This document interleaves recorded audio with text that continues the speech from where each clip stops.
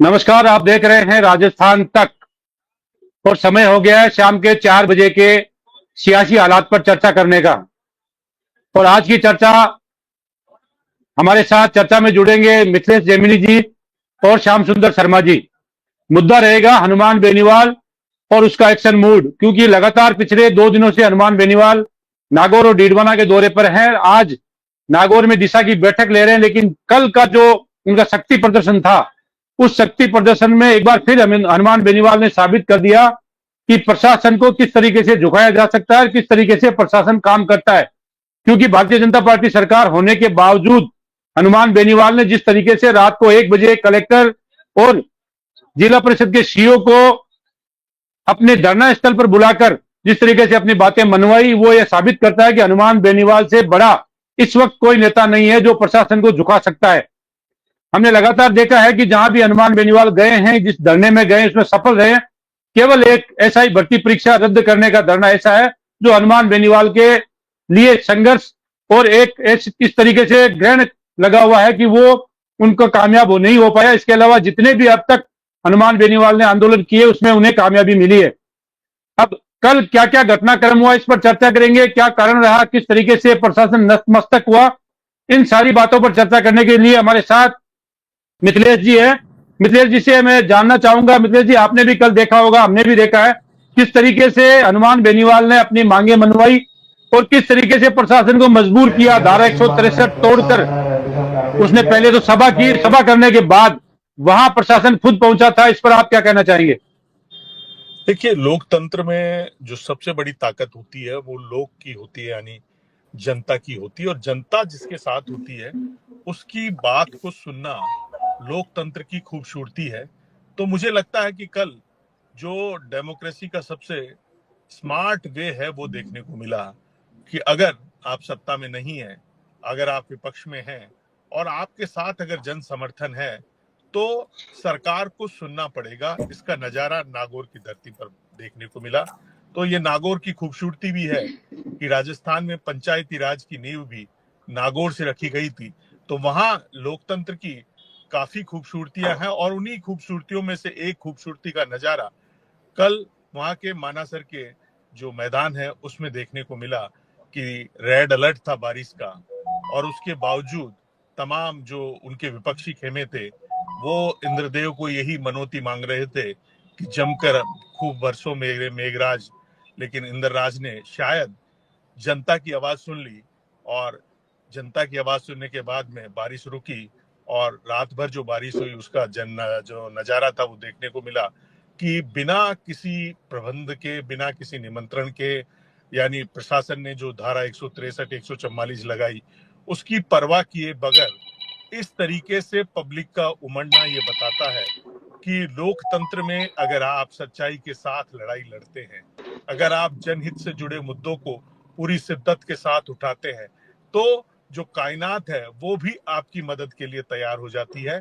तो कल जो कायनात की जो कुदरत की जो मेहर वहां नागौर में बरसी और जो भीड़ उमड़ी, वो ये बताती है कि अगर आप सच की लड़ाई लड़ते हैं तो मालिक भी आपके साथ होता है।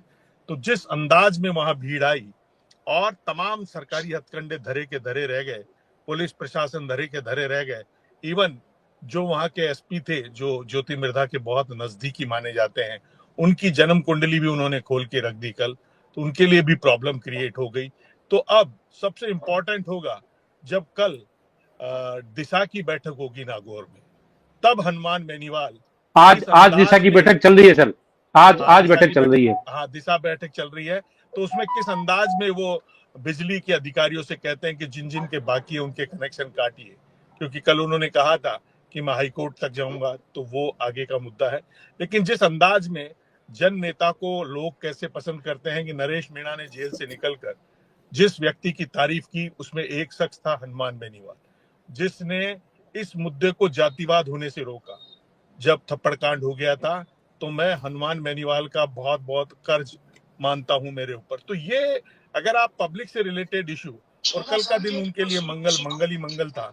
जिस तरीके से एसआई भर्ती में जो वीके सिंह है एसओजी के हेड, उन्होंने जिस अंदाज में कोर्ट में जाकर कहा, जो कह रहे थे उनके विरोधी जिनके व्हाइट हाउस है, उनके लिए जो उन्होंने कहा था व्हाइट हाउस वाले मंत्री जी के लिए, कि उन्होंने कहा था कि जिनकी नौकरियां लग गई, जाबर सिंह खर्रा जी भी कह रहे थे वो क्या होगा, तो उनकी भी सच्चाई सामने आ गई कि भाई नौकरी वालों ने ही पेपर खरीदे, जो खुद उन्होंने कहा कि किस तरीके से अपने ड्राइवर के बेटे को कह दिया। और कल कनिका बेनीवाल, जिनके लिए कहा जा रहा था, जो रेवत राम डांगा कहने लग गए थे कि अब मामी जी घर पे बैठ गई है, वो भी मंच पर दिखी और खूब गरजी और खूब बरसी। तो कुल मिलाकर कल नागौर की राजनीति में जिसे पटाक्षेप और नेपथ्य में डालने की कोशिश की थी, उसने मानसर के बाद मानासर में फिर स्थापित कर दिया कि वो जनहित के मुद्दों पर नहीं झुकेंगे, लड़ेंगे। और रात को 2 बजे जिस अंदाज में कलेक्टर और तमाम अधिकारियों को मंच पर आना पड़ा और बातें माननी पड़ी, देखिए सच को आप ज्यादा दिन छुपा नहीं सकते।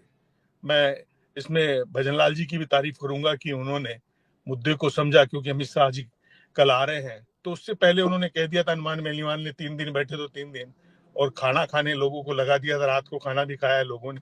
तो ये एक तरीके का लोकतंत्र में लोक जो सहयोग है, जो सहकारिता का मंत्र है, एक सबके लिए सब एक के लिए, उस सहकारिता का जो संदेश देने के लिए अमित शाह राजस्थान की धरा पे आ रहे हैं, उससे पहले कल नागौर की धरा पे देखने को मिला कि एक सबके लिए सब एक के लिए। वो नजारा वहां देखने को मिला कि सब अपने जो वाहन है उनसे वहां आ रहे हैं, बिना सुविधाओं के आ रहे हैं। तो अब बीजेपी को सोचना पड़ेगा, अभी तो जंग है जारी, अभी हारा नहीं तू, जो सहले तंज सारे ऐसा बेचारा नहीं तू। भरोसा रख खुदा पे और अपने हौसलों पे, तुझे तो चांद बनना है कोई तारा नहीं। जब यहाँ आएंगे, जयपुर आएंगे वहां के बाद में, तो हो सकता है तब तक ऐसा ही भर्ती में भी कोई फैसला हो जाए, और वो दिल्ली कूच जो करेंगे वो बहुत इंपॉर्टेंट होगा, क्योंकि उन्होंने कह दिया कि राजकुमार जाट के मामले में मैं गुजरात भी जाऊंगा। अगर गुजरात में भी ऐसा ही नजारा पेश कर दिया, क्योंकि सूरत और उस साइड उनके काफी सारे फैन फॉलोवर हैं, तो फिर गुजरात, यूपी, दिल्ली, हरियाणा और राजस्थान, और ये सारा जब ट्विस्ट होगा तो मामला दिल्ली में भी गहराएगा। तो 21 से जो सत्र शुरू होने वाला है, उसके बीच में अगर वो दिल्ली कूच करते हैं तो ये नजारा देखने लायक होगा। लोकतंत्र में हार जीत, पद वद, ये तो भाग्य का खेल है, लेकिन कोई व्यक्ति अगर सच्चाई के लिए लड़ाई लड़ता है तो उसको जनता लाड करती है। ये नागौर की जनता ने कल स्थापित कर दिया कि उनके लिए पद कोई मायने नहीं है, छोटे लोग कोई मायने नहीं है। और जिस अंदाज में उन्होंने कहा कि पहले डीजल खाया फिर पत्थर खा गया रेवत राम डांगा के लिए, कि जो खीवसर किसके लिए मशहूर था और अब खीवसर किस चीज के लिए मशहूर है, और उन्होंने उनके जो इसबगोल के जो खेती है उसके लिए गलत मुआवजा उठाने समेत तमाम मुद्दों पर घेरा, और खीवसर की जनता को ये रियलाइज कराया कि तुमसे कहीं न कहीं कोई चूक हुई है। जो खीवसर पूरे देश दुनिया में जिस एमएलए के लिए विख्यात था, अब किस स्थिति में है। तो कुल मिलाकर कल का दिन उनके लिए अच्छा रहा। अगर बारिश आ जाती तो हो सकता था ये दिन नहीं होता, और उनके तमाम विरोधी ईश्वर से, इंद्रदेव से यही कह रहे थे। कल उनके बेटे आंसू और बेटी दिया ने भी नारियल रखकर ये मांगा कि साहब बारिश रुक जाए, और रुक गई, और वो भी मंच पर दिखे। तो मुझे लगता है कल नागौर की जो राजनीति में जिस व्यक्ति को नेपथ्य में डालने के लिए, जिस बोतल को खाली करने के लिए ज्योति मिर्धा ने अमित शाह और सबको विश्वास दिलाया था, वो बोतल कल पानी से भरी हुई लबालब नजर आई। इंद्रदेव तो नहीं बरसे, लेकिन उनकी बोतल पूरी तरह भरी नजर आई। जी जी, बिल्कुल बिल्कुल, बोतल भरी हुई नजर आई थी। श्याम जी, आपके पास आ रहा हूं मैं। जिस तरीके से नागौर की इसी धरती और इसी मैदान से पंचायत राज संस्थान की स्थापना हुई थी, पंडित जवाहरलाल नेहरू ने पंचायत राज की स्थापना इसी मैदान से की थी, और कल उसी मैदान पर हनुमान बेनीवाल गरजे थे, खूब बरसे थे। हनुमान बेनीवाल की सभा की आप एक खास बात देखिए कि 11 बजे का समय दिया गया था कि 11 बजे सभा शुरू होगी, लेकिन हनुमान बेनीवाल शाम को 4:30-5 बजे सभा में पहुंचे, और रात को 2 बजे तक उनके कार्यकर्ता वहां डटे रहे। ये दाद देनी पड़ेगी हनुमान बेनीवाल के कार्यकर्ताओं की, और हनुमान बेनीवाल के प्रति जो लोगों का प्रेम है वो ये दर्शाता है कि राजस्थान में कोई भी ऐसा नेता नहीं होगा जिसके लिए जनता इतना बेसब्री से इंतजार करे। इतने लंबे समय तक 13 घंटे 14 घंटे तक भूखे प्यासे लोग बैठे रहे। इसके बारे में श्याम जी आप क्या कहेंगे, और जिस तरीके का कल का जो पूरा सिनेरियो था उसके बारे में आपका क्या कहना है? देखिए अनिल जी, मैंने पहले भी कहा था कि नागौर जिले के सांसद होने के नाते वो नागौर में अगर जयपुर में भीड़ इकट्ठी कर सकते हैं तो अपने संसदीय क्षेत्र में भीड़ इकट्ठी करना उनके लिए बड़ी बात नहीं है। उन्होंने भीड़ इकट्ठी की और अपना शक्ति प्रदर्शन करके वहाँ की स्थानीय मांगों को कामयाब हुए। और देखिएगा, ये बात भी सही है कि मुख्यमंत्री भजनलाल शर्मा की भी तारीफ करनी पड़ेगी कि उन्होंने प्रशासन को भेजा। बिना मुख्यमंत्री की अनुमति के कलेक्टर और अधिकारी जाकर के आश्वासन नहीं दे सकते थे। तो ऐसी स्थिति में वो देखिएगा कि इस भीड़ में किस तरह की स्थिति ना बने, कोई अलग तरह का माहौल ना बन जाए।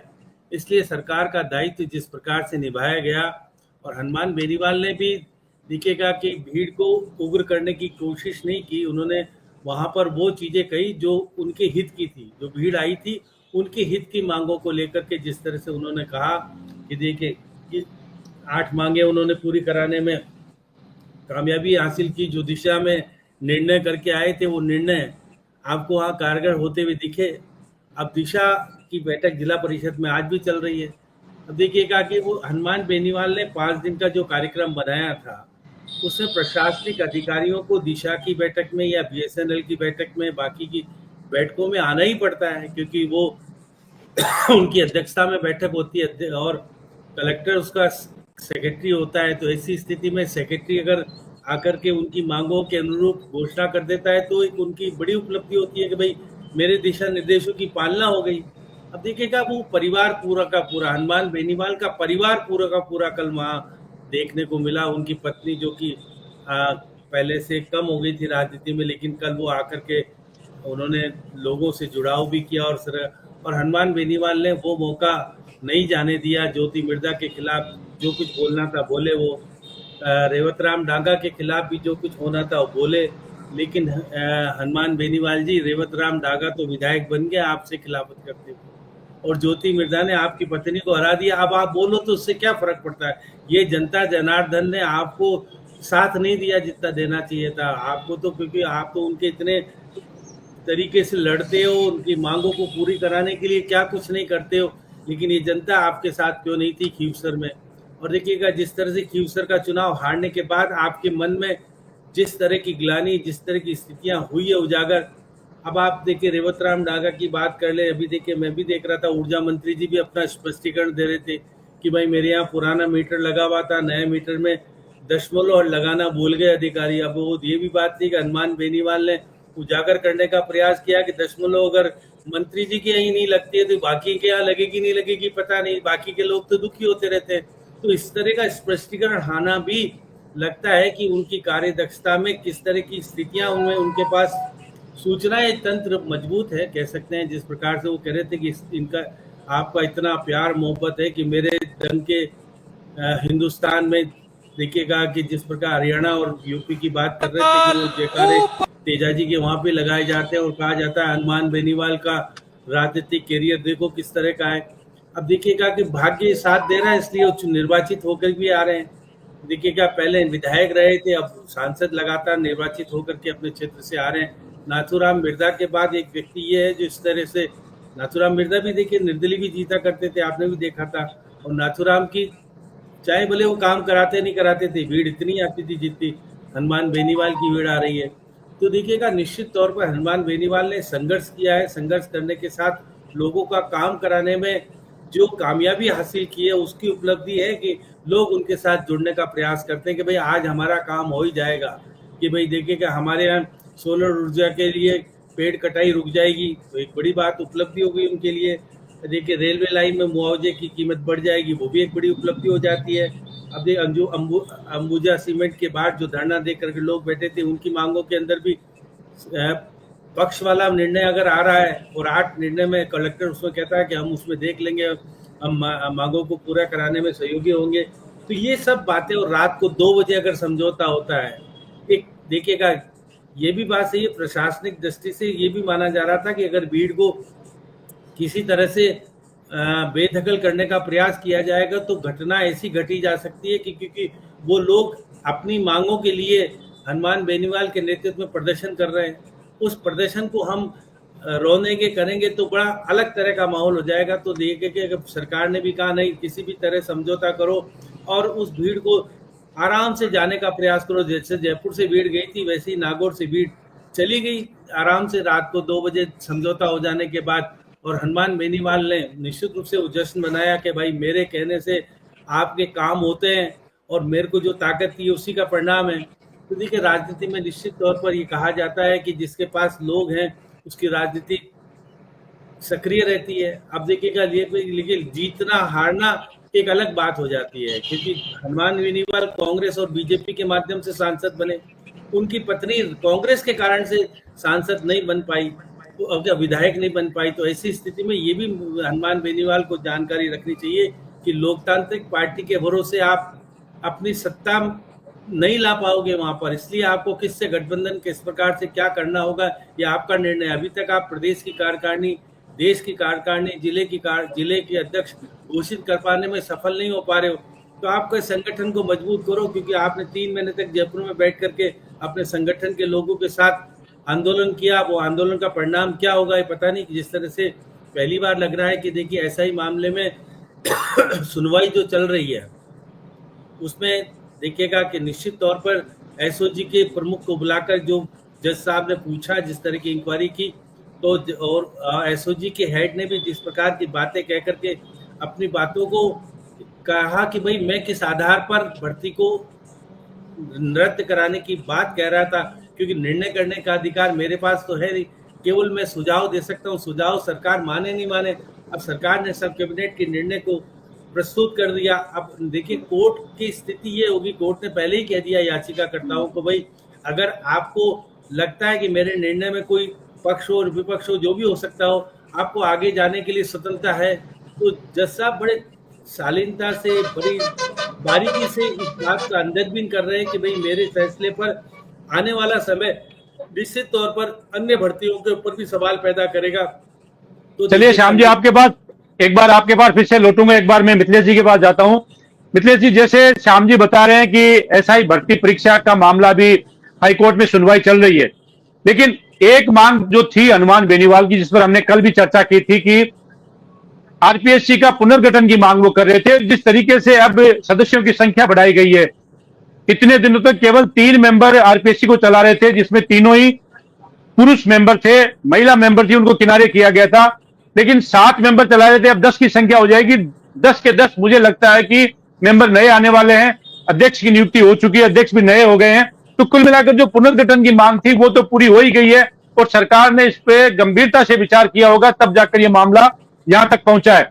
अब कहीं ना कहीं आरपीएससी में पारदर्शिता भी बढ़ेगी, और लोग जो परीक्षार्थी हैं उनके लिए बहुत ही अच्छी खबर है कि अब उनको ज्यादा माथापच्ची नहीं करनी पड़ेगी और बैकडोर से एंट्री करने की जरूरत नहीं है। उनको अब अपनी योग्यता के आधार पर उनका चयन किया जाएगा। इस बात में कहीं ना कहीं अब सच्चाई है। लेकिन हनुमान बेनीवाल की जब चर्चा चल रही है, तो हम नागौर की कल की सभा की बैठक की बात भी जरूर करेंगे, क्योंकि कनिका बेनीवाल जिस आक्रामक अंदाज में कल बोल रही थी, वो ये दर्शाता है कि लगातार उन पर हमलावर थे। कभी रेवतराम डांगा थे, कभी ज्योति मिर्जा थी, कि कनिका को घर बिठा दिया है। लेकिन कल उन्होंने बाहर आकर माइक में जिस तरीके से वो बोली, वो बता दिया कि वो मैदान में मौजूद है। इसके अलावा उनका परिवार पूरा मौजूद था, नारायण बेनीवाल, उनकी बेटी दिया, उनका बेटा। तो कुल मिलाकर वहां की जो जनता है उसके बारे में बात करना बहुत जरूरी है, क्योंकि जनता हनुमान बेनीवाल के प्रति न केवल एक वोटर है, ना उनके एक कार्यकर्ता है, उनके प्रति जो समर्पण का भाव है वो ऐसा किसी भी नेता के प्रति मुझे देखने को नहीं मिलता है। एक अगर उदाहरण के लिए कोई है तो किरोड़ी मीणा के बारे में जरूर कह सकते हैं। आप क्या कहेंगे, उनके समर्पण के बारे में क्या कहेंगे? आरपीएससी का जो पुनर्गठन है, पुनर्गठन हो गया लगभग, इस पर आप क्या कहेंगे? देखिए, काबिले तारीफ निर्णय है भजनलाल जी का, इसमें कोई शक शुबा नहीं है कि अब अच्छे मेंबर यूपीएससी की तर्ज पर बनाए, बिना एक स्क्रीनिंग का फॉर्मूला अडॉप्ट करें, और जो इस सिस्टम को समझते हैं, एग्जाम को, जो उनकी इवैल्यूएशन को, जो रिजल्ट्स को, उन लोगों को मौका दे, ना कि राजनीतिक नियुक्तियां हो। सबसे इम्पोर्टेंट चीज ही है। तो भजनलाल जी का अच्छा कदम है, और जो आरपीएससी पुनर्गठन का, तो कहीं न कहीं उस दिशा में वो आगे बढ़ रहे हैं, और इसके सकारात्मक परिणाम आएंगे। निश्चित रूप से ये एक अच्छा डिसीजन है, और ये हनुमान बेनीवाल भी काफी दिनों से मांग कर रहे थे पुनर्गठन हो, तो कल उन्होंने भाषण में भी बोला था, कल ये बात भाषण में भी हनुमान बेनीवाल में सरकार का सराहनीय कदम है, नो डाउट, और इससे यूथ को बहुत बेनिफिट होगा। यूथ के दिल में जो आरपीएससी के प्रति एक नफरत और एक भ्रष्टाचार की इमेज है वो धुलेगी, इसमें कोई शक शुबा नहीं है। कि सीएम ने कल भी भ्रष्टाचार के खिलाफ अच्छा बोला कि जो भ्रष्टाचार करेंगे उन्हें बुढ़ापे में उनका बेटा पानी नहीं पिलाएगा। तो ये काबिले तारीफ है कि अगर उसी ट्रैक पर अगर आरपीएससी के सदस्य बनाते हैं तो एक अच्छा डिसीजन होगा, नो डाउट। लेकिन जहां तक जो नागौर में आज की तारीख में हनुमान बेनीवाल का जो ग्राफ जो लोग कह रहे थे कि कनिका बेनीवाल के बाद गिर गया है, वो मिथक पूरी तरह धुल चुका है। और यहां तक नहीं, दिल्ली तक ये आईबी की रिपोर्ट है कि राजस्थान में अगर किसी की फैन फॉलोइंग सबसे ज्यादा बढ़ रही है, अगर वर्ल्ड में उनका हैशटैग 8वें नंबर पर चल जाता है, तो ये बताता है कि हार जीत तो चलती रहती है, हार जीत का कोई माप नहीं होता। इंदिरा गांधी चुनाव हार गई थी, तो चुनाव हारना कोई बड़ी बात नहीं है, ये जनता का मूड होता है। 2-5 वोट किसी भी तरीके की सिचुएशन होती है, 3 लोग 2 लोग सारे लोग घेर लो तो कुछ भी हो सकता है। लेकिन ये एक इंपॉर्टेंट चीज है कि हार जीत कोई महत्व नहीं रखती है। आपके साथ भीड़ कब है? जब आप जीरो पे है, जब आपके साथ लोग है, वही हीरो है। जब आप पद पे है, उगते सूरज को सब सलाम करते हैं। जब सूरज ढला हुआ मान लिया जाए और उस ढले हुए सूरज को अगर अर्घ देने के लिए लोग आ जाएं, तो ये मान लीजिए कि आपने कोई सत्कर्म किए हैं अपने जीवन में, कोई पुण्य का काम किया है, किसी गरीब की दुआएं आपके साथ है। तो मुझे लगता है कि हनुमान बेनीवाल की कामयाबी का एक ही रीजन है, आज की तारीख में इतनी रैली करना। किसी की राजस्थान में किसी दूसरे नेता की कोई मास्टरी नहीं है। मैं तो कहूंगा कि इसमें इन्होंने पीएचडी कर ली है कि कैसे रैली होनी है और कैसे भीड़ लानी। तो आज की तारीख में रैली का डॉक्टर कोई है तो वो हनुमान बेनीवाल है, और भीड़ को लाना और भीड़ को 13-13 घंटे बिठाना। आप देखिए बड़ी बड़ी नेताओं की भीड़ 2 घंटे में उठ के चल जाती है जनता। तो ये जो डिवोशन है, ये जो डेडिकेशन है, ये डिसिप्लिन है, ये तमाम जो चीजें इन्होंने डेवलप की है, ये काबिले तारीफ है। और ये उनके पॉलिटिकल फ्यूचर को ब्राइट बताती है कि कहीं न कहीं अब वो हर जिले में ऐसी ही रैलियां करने जा रहे हैं। तो अभी तो ऐसे नजारे और देखने को मिलेंगे, अभी तो शुरुआत है, अभी तो पूरी पिक्चर बाकी है। तो इसलिए ऐसा नहीं है, ये एक नई राजनीति शुरू हो गई है जो मारवाड़, शेखावाटी, ढूंढाड़, कई विधानसभा और भरतपुर में भी एंट्री कर चुके हैं। तो ये एक नई पॉलिटिक्स शुरू हो गई है। और जिस तरीके से अब लोकसभा में वो भरतपुर के धौलपुर और डीग के आरक्षण की मांग को उठाएंगे, और उन्होंने कह दिया कि एक बार मैं लोकसभा को जाम करूंगा, चाहे मुझे बाहर निकाल दे, कोई दिक्कत नहीं है। तो ये जो मुद्दे हैं, इन मुद्दों के बाद में राजस्थान में फिर ऐसी बड़ी बड़ी रैलियों के नजारे देखने को मिलेगा। इसमें कोई शक शुबा नहीं है कि उनके जो समर्थक है वो पूरे राजस्थान में अचानक रिचार्ज हो गए। जैसे ना ग्राउंड वाटर लेवल बढ़ गया है, वैसे हो गया है। आप यूथ सोशल मीडिया पे देख लीजिए, तमाम पे देख लीजिए, तो ये उनके लिए एक पॉजिटिव साइन है। और कल की रैली से ये पता चल गया कि घर में भी मजबूत है। तो जो नेता ऊपर ये रिपोर्ट दे रहे थे कांग्रेस से आए हुए कि साहब हनुमान बेनीवाल की दुकान उठ गई है, दुकान में सामान नहीं है, तो वो सामान उन्होंने कल दिखा दिया है कि सामान पूरा है। अब राजनीति में कहाँ तक जाते हैं, क्या जाते हैं, ये प्रारब्ध का खेल है, भाग्य का खेल है, ये किसी के हाथ में नहीं है। लेकिन ये तय है कि अगर आप जनता की सेवा करते रहते हैं तो जनता आपसे जुड़ी रहती है। जी जी बिल्कुल श्याम जी, जिस तरीके से मिथिलेश जी ने यह कहा है कि ये हनुमान बेनीवाल की राजनीतिक जीवन का अहम मोड़ है, जो फिलहाल जो हनुमान बेनीवाल के राजनीतिक जीवन में चल रहा है। क्योंकि जिस तरीके से हनुमान बेनीवाल को ग्राफ में गिरावट आई थी उपचुनाव हारने के बाद, जैसे ही उनकी पत्नी चुनाव हारी, लोगों ने यह मान लिया था कि राष्ट्रीय लोकतांत्रिक पार्टी समाप्ति की ओर जा रही है, और हो सकता है कि हनुमान बेनीवाल अपनी पार्टी का विलय किसी बड़ी पार्टी में कर देंगे, चाहे बीजेपी में जाए या कांग्रेस में जाए। लोग कयास लगाने लग गए थे। लेकिन अब जब ये एसआई भर्ती का आंदोलन चला है रद्द करने के लिए, उस आंदोलन के बाद में जिस तरीके की रणनीति से हनुमान बेनीवाल ने काम किया है, चाहे वो करणी सेना को टारगेट करके किया हो, राजपूत समाज को टारगेट किया हो, चाहे वो किसी बड़े नेता का नाम लेकर किया हो, तो कुल मिलाकर हनुमान बेनीवाल ने सोची समझी रणनीति के तहत जो अचानक से अपना ग्राफ बढ़ाया है, जिस तरीके से कार्यकर्ताओं में जोश आया है, वो ये दर्शाता है कि 2028 तक हनुमान बेनीवाल की पार्टी कमबैक करने वाली है। ये आने वाले दिनों में हनुमान बेनीवाल से जब मेरी बात हुई थी, कह रहे थे कि हम जल्दी ही पार्टी में संगठन पर काम करेंगे, हम प्रदेश अध्यक्ष की नियुक्ति भी करेंगे, जिलाध्यक्षों की भी करेंगे, और इस पार्टी को बढ़ाएंगे। आने वाले दिनों में हमें लगता है कि राष्ट्रीय लोकतांत्रिक पार्टी में कई बदलाव देखने को मिलेंगे, संगठन का भी ढांचा हमें देखने को मिलेगा। लेकिन श्याम जी, जिस तरीके से हनुमान बेनीवाल राजनीति कर रहे हैं और जो दावा उन्होंने दिल्ली कूच का किया है, उसमें कितना दम है, वो 20 तारीख को या 21 तारीख को जब भी लोकसभा शुरू होगी, उसके बाद पता चलेगा कि हनुमान बेनीवाल का लोकसभा में क्या रवैया रहता है, और प्रधानमंत्री नरेंद्र मोदी और अमित शाह को किस तरीके से टारगेट करते हैं। वो हनुमान बेनीवाल की ताकत को एक बार फिर दर्शाएगा। अगर हनुमान बेनीवाल ने लोकसभा में जाकर जिस अंदाज में यहां बोलते हैं उसी अंदाज में बोल दिया तो निश्चित तौर पर पूरे भारतवर्ष में राष्ट्रीय लोकतांत्रिक पार्टी का हनुमान बेनीवाल का डंका बोलेगा। और अगर वहां पर किसी तरीके से उनकी आवाज को दबाई जाती है तो निश्चित तौर पर हनुमान बेनीवाल को भी अपनी रणनीति पर पुनर्विचार करना पड़ सकता है। आप क्या कहना चाहते हैं, आप बताइए। देखिए हनीफ जी, क्योंकि उनकी पार्टी के एक सांसद हैं, वो उनको 5 मिनट से ज्यादा मिलता नहीं है बोलने का। तो ऐसी स्थिति में वो अगर कुछ करेंगे तो उनको निलंबित किया जा सकता है, कुछ किया जा सकता है, क्योंकि ओम बिरला उनके पुराने मित्र हैं, क्योंकि वो विधायक साथ रहे हैं।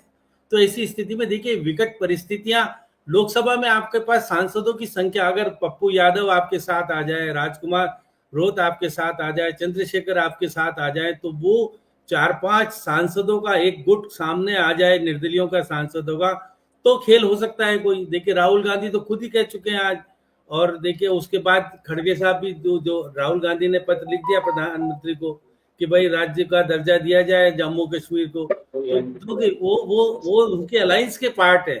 तो राहुल लेकिन केंद्र में श्याम जी एक बार टोकना चाहूंगा, केंद्र में तो हनुमान बेनीवाल आज भी कांग्रेस के साथ है और कांग्रेस निश्चित तौर पर हनुमान बेनीवाल का साथ देगी। और जो नाम आपने गिनाए हैं, चाहे राजकुमार रोत हो, चाहे चंद्रशेखर हो, ये सारे हनुमान बेनीवाल की विचारधारा से मेल खाए हुए व्यक्ति है और ये एक साथ बैठने वाले व्यक्ति है। तो मुझे लगता है कि हनुमान बेनीवाल का ही साथ देंगे। कांग्रेस भी इस हाँ में शामिल होगी हनुमान बेनीवाल के साथ। और अगर कांग्रेस ने साथ दिया तो हनुमान बेनीवाल नई इबारत लिख सकते हैं लोकसभा में जाकर भी।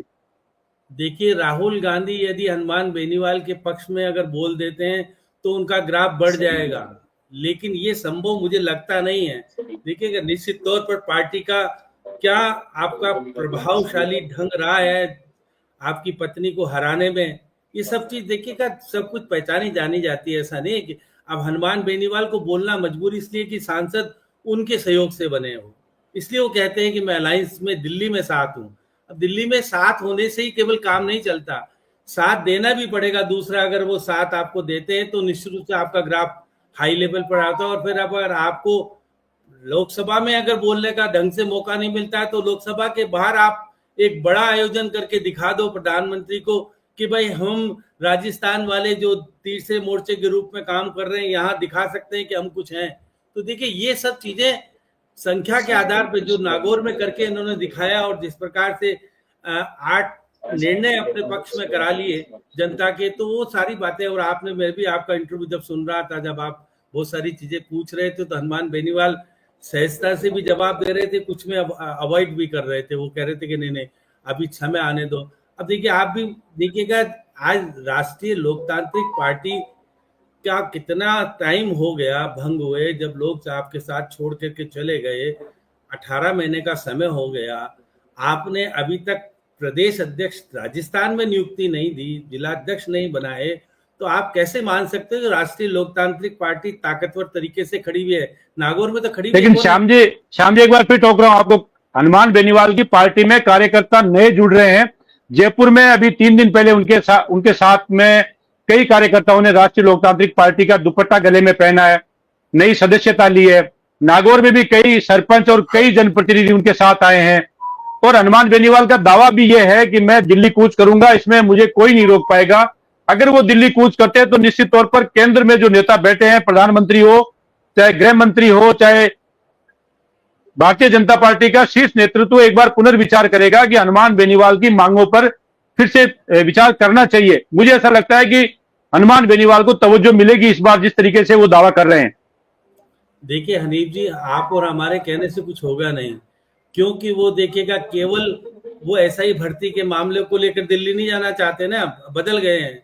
अब वो देखिएगा कि भरतपुर में जाकर के जो कांग्रेस की सांसद है आपके जाटव, उसको साथ लेकर के अगर वो जाटों के आरक्षण का मुद्दा उठाने की बात करते हैं, वो कहते हैं कि भजनलाल तो यहाँ पैदा हुए थे, यहाँ सब कुछ हुआ था, तो यहाँ के लोगों के साथ न्याय दिलाने में, केंद्र से कुछ करा पाने में सफल नहीं हो पाए। तो मैं कांग्रेस की सांसद के साथ वहां जाना चाहूंगा। तो उन्होंने एक नया मुद्दा, अग्निवीर का मुद्दा लेकर के, अगर वो हरियाणा और यूपी के लोगों को जोड़ लेते हैं तो दिल्ली में होने वाला प्रदर्शन प्रभावी बन सकता है। केवल राष्ट्रीय लोकतांत्रिक पार्टी का प्रदर्शन नहीं होगा, फिर वो देखिए वो फिर घुला मिला समझौते, अलग वाला समझौता वाला वहां पर हो जाएगा आंदोलन। अब आंदोलन किस प्रकार का होगा, कब होगा, कैसे होगा, यह तो हनुमान बेनीवाल को निर्णय करना है। राष्ट्रीय लोकतांत्रिक पार्टी फिर अगर कितनी कामयाबी के तरीके से वहां पर जा पाती है, अगर गले में दुपट्टे राष्ट्रीय लोकतांत्रिक पार्टी के ज्यादा दिखते हैं, कांग्रेस के बाकी के लोगों के नहीं दिखते, तो अलग बात होगी। देखिए, ये आंदोलन अलग तरह का रूप धारण कर चुका है। तो ऐसी स्थिति में निश्चित तौर पर कहा जा सकता है कि हनुमान बेनीवाल के साथ लोग हैं, नागौर में तो हैं, मैं मना नहीं करता, लेकिन देश में उनके साथ कितने लोग होंगे और दिल्ली में बैठ करके किस तरह की स्थितियां बनेगी। देखिएगा, नागौर में तो वो सब तरह के सिस्टम अपना करके वहां के लोग, आए हुए लोगों को खाना भी खिला दिया और सब कुछ कर दिया। तो ये दिल्ली में कितना संभव हो पाएगा? दिल्ली उनकी नहीं है ना, दिल्ली तो केवल सांसद होने के नाते उनको मिला हुआ है, लेकिन जिस प्रकार का माहौल वहां पर खड़ा होता है और हनुमान बेनीवाल जिस तरह की स्थितियां राजस्थान में पैदा करके अपने पक्ष में निर्णय करा रहे हैं, ये उनकी कला तो है ही, इसमें दो राय तो है ही नहीं। अगर कलेक्टर आकर के जिस तरह से वो भावना प्रकट कर देता है लोगों के सामने, तो हनुमान बेनीवाल को वहां के लोग तो मानेंगे कि भाई ये तो करा ही सकता है निर्णय। और जो जायज मांगे थी, 20 मांगे रखी थी, 8 मांगे पूरी हुई उनकी। अब देखिए, 8 मांगे पूरी होने के बाद जो माहौल उनके पक्ष में बना, तो लोग तो कहेंगे कि हनुमान बेनीवाल काम कराने की स्थिति में। अभी ज्योति मिर्धा जिस प्रकार से काम कराने का दावा करती थी, वो तो पोल खुल रही है ना सामने, कि भाई ज्योति मिर्धा का व्यक्ति जो रवतराम डांगा जीता था, वो किस तरह की स्थितियां किए हुए, अब वो हनुमान बेनीवाल को मौका मिल गया जब उसके प्रधान हुआ करते थे, जब ये सब चीज होती थी, जब हनुमान बेनीवाल चुप रहते थे। अब हनुमान बेनीवाल की पत्नी को चुनाव हराने के बाद अब वो रेवतराम डांगा की चिट्ठी खोल रहे, पत्री खोल रहे पुरानी, कि भाई ये तो इस तरह का भी था, ये इस तरह का भी था। तो देखिए राजनीति में सब तरह की स्थितियां देखने को मिलती है। तो ऐसी स्थिति में आप अब अपनी पत्नी जिस तरह से वो बोल रही थी, क्योंकि देखिएगा कि जोश खरोश तो होता है जब उनको लगता है कि भाई अब मैं आने वाले समय में 2028 का जब चुनाव होगा, मैं दोबारा से क्या वो खड़ी होंगी या कोई खड़ा होगा, वो तो निर्णय हनुमान बेनीवाल को करना है। लेकिन सक्रियता दिखाए रखने के लिए जरूरी हो जाता है कि इस तरह की स्थिति ना बने। अब हनुमान बेनीवाल का बार बार जिक्र आकर के नरेश मीणा भी बाहर आ गए आजकल। अब नरेश मीणा ने हनुमान बेनीवाल को इस बात का तो धन्यवाद दिया कि भाई आपने उस स्थिति को पैदा नहीं होने दिया कि जातिवाद की स्थिति पैदा हो गई होती तो। और अब नरेश मीणा का सबसे बड़ी बात यह कि वो अपनी गलती को मान रहे हैं और कह रहे हैं कि मेरे से भूल हो गई, इस भूल का मुझे 240 दिन जेल में रहना पड़ा। अब मैं न्यायालय के अनुरूप अपना व्यवहार रखूंगा, जिससे कि आने वाले समय में मुझे जो राजनीतिक उपलब्धियां प्राप्त करनी है वो प्राप्त कर सकूं। अब देखिए, बिल्कुल भावना इस तरह की प्रकट करने से निश्चित तौर पर हनुमान बेनीवाल भी आजकल देखिएगा कि इस तरह का व्यवहार नहीं करते, जिससे कि सरकार में जो देखिए मुख्यमंत्री पर छीटाबाजी जरूर कर लेते हैं कि भाई हमने तो एक अभियान चलाया था कि भजनलाल हटाओ और राजस्थान बचाओ, उसको लेकर के मेरे कार्यकर्ताओं के खिलाफ नोटिस जारी हुए और किनको पकड़ा गया वो तो वो जाने। लेकिन जिस प्रकार का माहौल एक राजस्थान में मुख्यमंत्री के खिलाफ खड़ा करना, फिर देखिएगा प्रशासन में अपनी हैसियत दिखा करके दिशा में कुछ निर्णय करा करके और उसके फैसलों को पक्ष में करा देने की जो बातें सामने आ रही है, तो निश्चित रूप से कहा जा सकता है कि हनुमान बेनीवाल आने वाले समय में पंचायत के चुनाव में निश्चित तौर पर चुनाव जीते नहीं जीते, लेकिन कांग्रेस और बीजेपी को नुकसान पहुंचाने की स्थिति में आ खड़े हो सकते हैं। कुछ जगह जीत भी सकते हैं, नागौर में उनकी स्थिति अच्छी हो सकती है, बाकी कहाँ कैसे क्या होगा वो तो वो जाने। लेकिन कई जगह पर वो अपने उम्मीदवार खड़े करके कांग्रेस और बीजेपी को अगर संकट में डालने का, हराने का काम करेंगे तो एक नई उपलब्धि करेंगे और फिर बताएंगे कि मेरे को पंचायत के चुनाव में इतने वोट बोले। शहरी निकाय के चुनाव में जो ज्यादा इंटरेस्ट लेंगे नहीं, केवल नागौर में लेगा, 2-4-5 जगह और कहीं खड़े करे। अब लोग इनके पास इतने नहीं है कि इतने सरपंच में तो आजकल सिंबल का चुनाव होता है, लेकिन जिला परिषद के सदस्य, पंचायत समिति के सदस्य, पार्षदों के चुनाव में इतने लोग उनके पास है क्या खड़े करने लायक। इसलिए वो अपना ध्यान केंद्रित कहाँ रखेंगे ये तो वो निर्णय करेंगे। लेकिन अगर श्याम जी, लेकिन कल श्याम जी एक बात कही थी हनुमान बेनीवाल ने, जब उनके कार्यकर्ता ज्यादा उग्र होने लगे थे, तब उन्होंने कहा था कि जितना त्याग आप मेरे लिए करते हैं, जितनी लड़ाई मेरे लिए लड़ते हैं, आपको अगर जेल भी जाना पड़े तो आप जेल चले जाइए। आप जेल जाओगे तो आप एमएलए बन जाओगे, एमपी बन जाओगे, आप जिला परिषद में जीतोगे, आपको नेता बना के छोड़ूंगा। ये उनका एक संदेश था अपने कार्यकर्ताओं को। कि जो मेरे लिए लड़ेगा मैं उसको आगे लाऊंगा। ये हनुमान बेनीवाल का संदेश है पूरे राजस्थान के जो युवा नेता हैं उनके लिए। साथ ही हनुमान बेनीवाल एक तीर से कई शिकार करते हैं, ये सबको पता है। कल की सभा में उन्होंने रेवतराम डांगा को भी आड़े हाथों लिया, क्योंकि उन्हें फिर से मैदान में जाना है शिवसर के चुनाव में 2028 में। साथ ही ज्योति मिर्जा को भी उन्हें डिमोलाइज करना है। ज्योति मिर्जा को भी उन्होंने बार बार टारगेट किया, कई बार उनका नाम लेकर कहा कि मैं पूछना चाहता हूं ज्योति मिर्जा जी, अपने पति को भी साथ में लाइए, थोड़ा नागौर दिखाइए, उनको भी अपने साथ लेकर घूमिए, आप अकेली घूमती है। कई बार उन्होंने डांगा पर भ्रष्टाचार के आरोप भी लगाए कि उनका बेटा कभी डीजल की चोरी करते हैं, कभी किसी भ्रष्टाचार के मुद्दे में पछताते, और सारा का सारा पैसा है वो रेवतराम डांगा के पास आता है। कई बार तो मीडिया के सामने ऐसी ऐसी बातें कर देते हैं हनुमान बेनीवाल की जो कहनी भी नहीं चाहिए। तो हनुमान बेनीवाल एक तीर से कई शिकार करते हैं। और कल भी उन्होंने आई हुई जनता थी, जो चाहे वो नागौर की थी, चाहे वो मेड़ता, डेगाना, परबतसर, मकराना, कहीं की भी थी, सबको एक संदेश था कि आने वाले दिनों में वो सबको नेता बना देंगे। लेकिन जो समर्पण की भावना हनुमान बेनीवाल के कार्यकर्ताओं में है, वो ये दर्शाता है कि हनुमान बेनीवाल का कार्यकर्ता मजबूत कार्यकर्ता, टूटता नहीं है। हालांकि सत्ता की लालसा में कई नेता चले गए, इधर उधर हो गए, कांग्रेस में भी गए, बीजेपी में गए, कई नेता चले गए, लेकिन उनका ये साफ संदेश अपने कार्यकर्ताओं का कि जो उनके साथ रहेगा, जो उनके साथ संघर्ष करेगा, उसको वो एमएलए की टिकट देंगे। ये भी तो एक संकेत है आने वाले दिनों के लिए। देखिए हनीफ जी, उनका टिकट लेके जीतने की स्थिति बनेगी क्या? अब उनके प्रधान बनने के बाद या कुछ प्रभावशाली जो भी लोग थे, जो विधायक का चुनाव लड़े थे, वो तो चुरा करके ले गई, कांग्रेस ले गई, बीजेपी ले गई।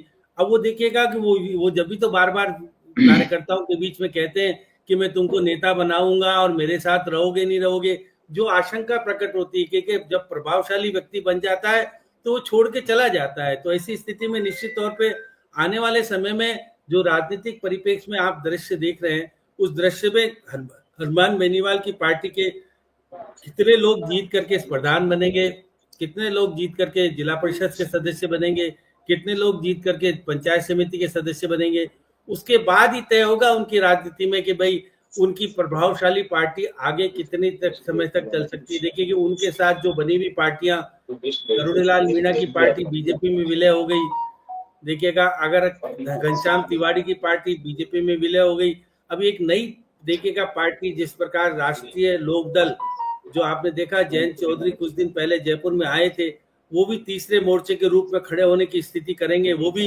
किसानों के नेता और वो भी जाट नेता के रूप में प्रभावी ढंग से हो रहे हैं। उनके साथ जिस तरह से गुजर प्रदेश अध्यक्ष बना है, अब ये किस जाति के व्यक्ति को प्रदेश अध्यक्ष बनाएंगे वो अलग बात है उनकी। तो देखिएगा बहुत मेहनत और बहुत अलग तरह की स्थितियां हनुमान बेनीवाल के साथ मौजूदा स्थिति में सरकार कोशिश कर रही है कि दबाने का प्रयास कर रही है। हनुमान बेनीवाल उन सब संघर्ष करते हुए उन सबको आगे लाने की कोशिश कर रहे हैं। उन्होंने कहा कि कोई बात नहीं, मेरे खिलाफ जो भी एक्शन ले मैं मकान भी छोड़ दूंगा और बाकी चीज जो भी आरोप लगे उसका जवाब भी देते रह रहे हैं, और उनका जवाब का प्रभाव भी सामने देखने को मिल रहा है। ऊर्जा मंत्री पर आरोप लगाए, ऊर्जा मंत्री ने अपना स्पष्टीकरण दे दिया।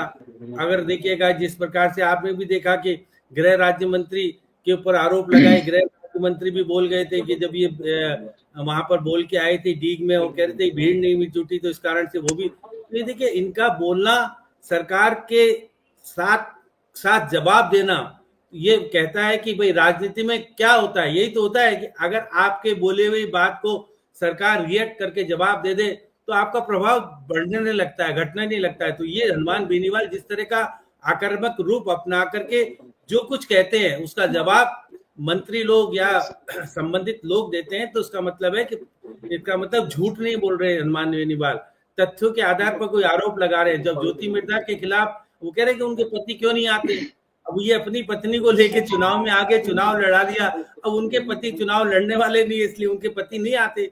निश्चित तौर पर क्या होता होगा मुझे नहीं पता, क्या कारण है कि उनकी सास तो कांग्रेस के उसमें विधायक मंत्री रही है हरियाणा में। तो देखिए एक अलग अलग तरह का, और पिता भी जिस तरह से कभी कहाँ कैसे किस तरह से रंग बदलते रहते थे नाथुराम मिर्जा का, आपने भी देखा कि भाई वो कभी कहाँ हो जाते थे, कभी कहाँ हो जाते थे, तो उनका भी अपना अलग तरह का रुख था। अब नागौर में हनुमान बेनीवाल ऐसा व्यक्ति है कि देखिएगा कांग्रेस के सारे से भी जीता, बीजेपी के सारे से भी जीता, इंडिपेंडेंट होकर के अभी तक हनुमान बेनीवाल सांसद राष्ट्रीय लोकतांत्रिक पार्टी के पार्टी पे नहीं बन पाया, इसलिए उसको कहना पड़ता है कि दिल्ली में मैं कांग्रेस अलायंस के साथ हूं। तो ये देखिएगा, ये विडंबना है।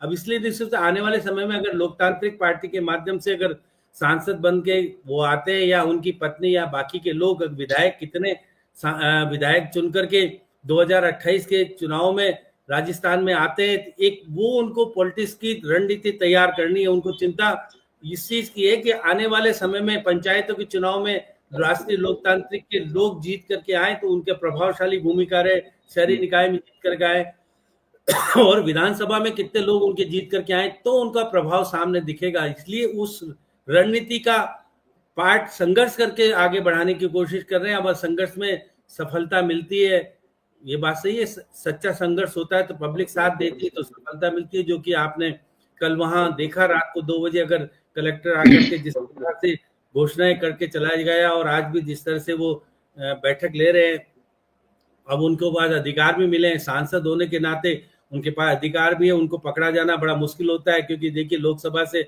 अध्यक्ष से अनुमति लेनी पड़ती है और जवाब भी देना पड़ता है। वो कई बार वो विशेषाधिकार हनन लेकर के जो पहले कर चुके हैं, इसलिए कोई व्यक्ति, कोई अधिकारी उनके ऊपर सीधा हाथ डालने की कोशिश नहीं करता। वो जानते हैं कि भाई इस व्यक्ति के खिलाफ जो कुछ करेंगे तो हमारे लिए स्थितियां खराब कर सकता है, इसलिए अधिकारी इनको नहीं करते छेड़छाड़।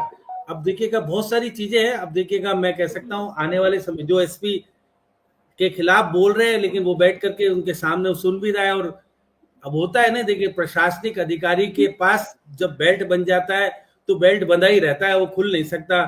हनुमान बेनीवाल के तो कोई बेल्ट बंधा हुआ नहीं है, वो जिस प्रकार से आरोप भी लगा रहा है और एसपी सुन भी रहा है बैठ करके। तो ये देखिएगा लोकतंत्र की खूबसूरती इसी में है कि जीता हुआ जनप्रतिनिधि सांसद एक बार का नहीं, दूसरी बार निर्वाचित हुआ सांसद और अपने खुले रूप में जनता के पक्ष में बोल रहा है। वो खुद के लिए तो कुछ बोलता ही नहीं है। तो इसलिए महत्वाकांक्षा ये होती है कि वो कहते हैं कि मेरे खिलाफ सरकार चाहे कुछ भी करे, मैं कोई चीज नहीं करने वाला, लेकिन मैं उस लड़ाई के लिए लड़ूंगा जिसके लिए मैं, जिस कारण मैं जीत के आया हूं, जिसके प्यार के कारण मैं दिल्ली पहुंचता हूं। ये सब बातें कहने का मतलब है कि हनुमान बेनीवाल पहले से वरिष्ठता वाला, सामने उनकी जो अनुभव है वो सब सामने आने लगा है। अब वो छिछोर बुद्धि और गलत चीजों का उपयोग नहीं करते, वो गलत तरीके से अधिकारियों को अपमानित नहीं करते। वो कहते हैं भाई अधिकारियों को सम्मान भी देने की बात करता हूं और मैं अधिकारियों को अपमानित करने आया हूं बैठक में देखिएगा आप अच्छे काम करोगे तो मैं आपकी प्रशंसा भी करूंगा। और ये सब चीज कह करके वो उनका दिल जीतने के प्रयास करता है। और अधिकारी भी कहता है कि भाई एक अधिकारी है, एक जनप्रतिनिधि ऐसा है जो मुख्यमंत्री तक अपनी बात को आंदोलन के माध्यम से पहुंचा देता है। तो अधिकारी भी कहता है कि भाई करो काम इसका, नहीं तो मेरे प्रति कोई आंदोलन हो गया तो मैं क्या करूंगा। तो एक आंदोलन के माध्यम से देखिए जेपी नारायण, उन्होंने जेपी जी ने कहा था कि अगर आंदोलन जीवित है तो लोकतंत्र जीवित है। लोकतंत्र के लिए आंदोलन की आवश्यकता उन्होंने उस वक्त बताई थी जब सत्ता का परिवर्तन हुआ था। अब हनुमान बेनीवाल सत्ता का परिवर्तन करा पाने में सफल होते नहीं तो अलग बात है, लेकिन अपनी पार्टी को संगठनशील और वहां लोकतंत्र में जीवित रखने की कोशिश जो कर रहे हैं उनको कामयाबी मिले, अच्छी बात है जिस प्रकार से जो हो रही है। लेकिन पंचायतों के चुनाव में कितना प्रभावशाली भूमिका उनकी पार्टी के लोग जीत करके सामने आएंगे वो ज्यादा महत्वपूर्ण होगी। 2028 में किस तरह का परिदृश्य हनुमान बेनीवाल इस प्रदेश के सामने समक्ष रख सकते हैं, वो सब जीत हार पंचायत चुनाव और शहरी निकाय के चुनाव में जो जीत होगी इनकी और कितने वोट इनको मिलेंगे वो निर्णय प्रभावी ढंग से आने वाला जो विधानसभा का चुनाव होगा 2028 में, क्योंकि परिसीमन भी होगा, 266 हो सकता हो कि सीटें भी हो जाए और इसमें महिला शक्ति अधिनियम लागू हो जाए तो फिर 66 सीटें महिलाओं को मिलेगी। तो महिलाओं की भी चिंता इनको करनी पड़ेगी, क्योंकि केवल कनिका के माध्यम से ये महिला को नहीं आगे बढ़ाएंगे, कनिका के और लोग भी, इनको महिला मोर्चा भी बनाना पड़ेगा। तो एक बहुत बड़ा संघर्ष इनके सामने आ रहा है। इस संघर्ष की रणनीति बनाए और जीत का प्रयास करें। हनीफ जी, यही हम कह सकते हैं। चलिए, बहुत बहुत धन्यवाद श्याम जी आपका, आप हमारे साथ जुड़े। काफी लंबी चर्चा हो गई। हनुमान बेनीवाल को लेकर जो बातें कही जा रही थी कि इनकी पार्टी का किसी दूसरी बड़ी पार्टी में विलय हो जाएगा, उस बात पर तो निश्चित तौर पर विराम लग गया है कि आने वाले 2028 के विधानसभा चुनाव में हनुमान बेनीवाल अपनी पार्टी राष्ट्रीय लोकतांत्रिक पार्टी से स्वतंत्र चुनाव लड़ेंगे। अब किस तरीके का प्रदर्शन रहेगा, कितने एमएलए जीत कराएंगे, वो अलग बात है, वो भविष्य के गर्भ में छुपा हुआ है। लेकिन हनुमान बेनीवाल जैसे श्याम जी आपने कहा, एक मंजे हुए राजनीति के खिलाड़ी की तरह बातें करने लग गए हैं और एक तीर से कई शिकार करते हैं, ये भी जग जाहिर हो चुका है। सब लोग देख चुके हैं कि एक बयान से कई फायदे उठाने की कोशिश करते हैं। और हनुमान बेनीवाल लगातार अब आगे 2 दिनों तक और नागौर में रहेंगे। आज दिशा की बैठक नागौर में चल रही है और उसी बिजली विभाग के अधिकारियों से आज उनका आमना सामना हो रहा है, जिन्होंने उनके घर का बिजली का कनेक्शन काटा था। अब इसके अलावा भी कई तमाम समस्याएं हैं नागौर की और आसपास के कार्यकर्ताओं की, क्योंकि दिशा की जो डीडवाना में बैठक हुई थी उसमें मैंने देखा था कि समस्याओं का अंबार लगा हुआ था। जिस तरीके से लोग हनुमान बेनीवाल के पास ज्ञापन लेकर आ रहे थे, उससे ऐसा लगता था कि समस्याएं बहुत है। अब समस्याओं को हनुमान बेनीवाल सत्ता में है नहीं, सुलझा वो सकते नहीं, अधिकारियों तक केवल पहुंचा सकते हैं। काम करना अधिकारियों के हाथ में, अधिकारी केवल भारतीय जनता पार्टी का ही कहना मानेंगे। और ऐसा नागौर ही नहीं, पूरे राजस्थान में एक सिनेरियो बना हुआ है कि हारा हुआ विधायक जनता के काम करवाने डिजाइन कर रहा है और जीता हुआ विधायक बैठकर साइड में एक नजारा देख रहा है, तमाशा देख रहा है। ये एक अजीब नजारा है पूरे राजस्थान की राजनीति में, जो आगे भविष्य में जाकर राजनीति के लिए अच्छे संकेत नहीं है। क्योंकि जिस तरीके से चुनाव की प्रक्रिया है, जिसमें चुनाव जनप्रतिनिधि साइड में बैठकर जनता को देख रहा है, ना उसका काम करवा पा रहा है, ना उसके हाथ में कुछ काम हो रहा है। और जो हारा हुआ प्रत्याशी है, जो तीसरे नंबर पर आया हुआ है, वो जनता के काम करवा रहा है।